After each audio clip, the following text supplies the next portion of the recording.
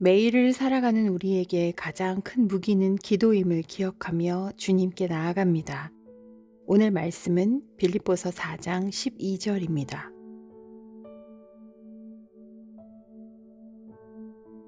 나는 비천에 처할 줄도 알고 풍부에 처할 줄도 알아 모든 일 곧 배부름과 배고픔과 풍부와 궁핍에도 처할 줄 아는 일체의 비결을 배웠노라. 얼마 전 대학 시절 친하게 지내던 후배와 오랜만에 통화를 나누게 되었습니다. 그 친구는 새 아이를 키우면서 자신도 많이 어려웠던 시간이 있었던 터라 주위 사람들에게 기회만 되면 많이 나누고 싶어 하는 좋은 마음을 가진 친구입니다. 그는 요즘 하나님께 투덜거리는 게 있다고 하더라고요.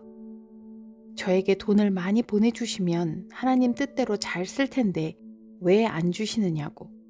주어보시고 제대로 못 쓰거들랑 다시 가져가시라고 기도하고 있다며 웃으며 나누었습니다. 전화를 끊고 나는 풍부에 처할 줄 아는 사람인가 잠시 생각해 보게 되었습니다. 우리는 종종 더 건강해지면, 성공하게 되면, 재정적으로 넉넉해지면 섬김과 봉사, 그리고 헌금과 나눔을 더 많이 할 거라는 다짐을 마음에 가지게 되죠. 하지만 막상 그런 은혜가 주어지고 나면 그 다짐이 어느샌가 사라져버립니다. 풍부해지면 비천할 때 없었던 다른 유혹이 찾아오기 때문입니다. 비천할 때는 잘 이겼던 시험이 풍부할 때는 쉽지 않은 시험들이 있습니다. 돈을 사랑하게 되는 마음도 풍족할 때 오히려 더 커집니다. 교만의 마음, 부함을 지켜내고 더하기 위한 분주함, 그 풍성함으로 누릴 수 있는 육신의 정욕들, 명예, 허영 등이 그런 것이겠죠. 바울 사도가 말하고 있는 일체의 비결은 무엇일까요? 본문 앞절인 11절에서 언급한 대로 어떠한 형편에든지 자족하기가 그 비결이겠지요. 또한 무엇보다 비천이든 풍부함이든 주신 분이 하나님이심을 아는 마음, 그 마음을 잃지 않는 것이 그 비결이 됩니다. 비천도 풍부도 내 것이 아닌 하나님께 속한 것임을 아는 마음이지요. 그 일체의 비결이 저와 여러분의 삶 속에 온전히 장착되기를 기도합니다. 비천하든 풍요하든 실패하든 성공하든 병약하든 건강하든 나의 주인이신 하나님 안에서 모든 것을 감당할 수 있습니다 고백하는 오늘 순간순간이 되기를 소망하며 그 능력 주시는 하나님을 잠시 묵상하겠습니다.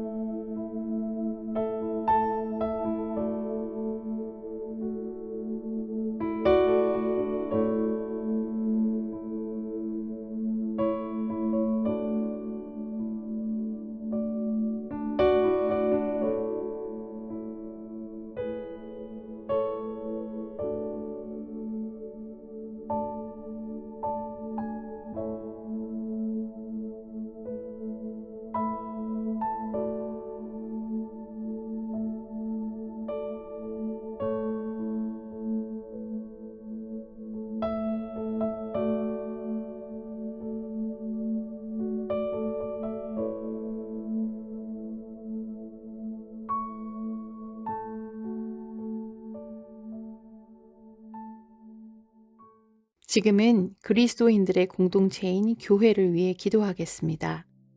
바울의 쓸 것을 위해 2번이나 쓸 것을 모아 보내준 빌립보 교회를 향해 바울 사도는 고마움을 표현하며 풍부와 궁핍에 처할 줄 아는 일체의 비결을 배웠다고 고백합니다.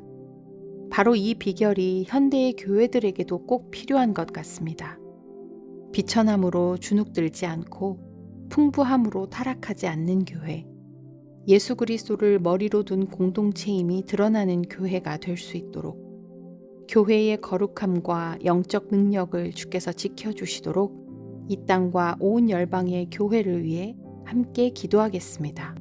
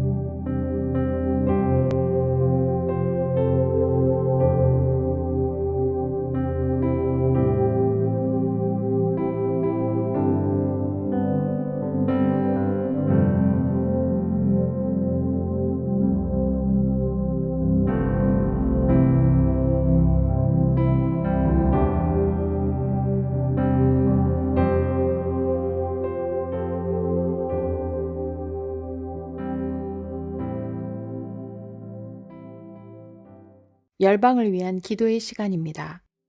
오늘은 한인 디아스포라 만여 명이 거주하는 우크라이나를 위해 기도하겠습니다.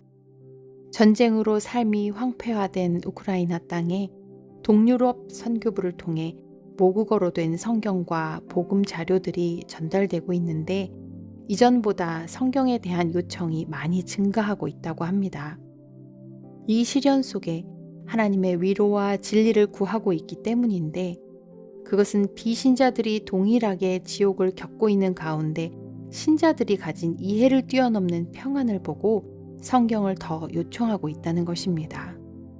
참혹한 현장 속에서도 말씀에 대한 목마름으로 이어지게 하심에 감사하며 60년 가까이 성경과 복음자료 배포에 순종해온 선교단체에 힘을 주시고 계속해서 복음이 아름다운 열매로 우크라이나뿐 아니라 동유럽에 퍼져나가게 해주시도록 함께 기도하겠습니다.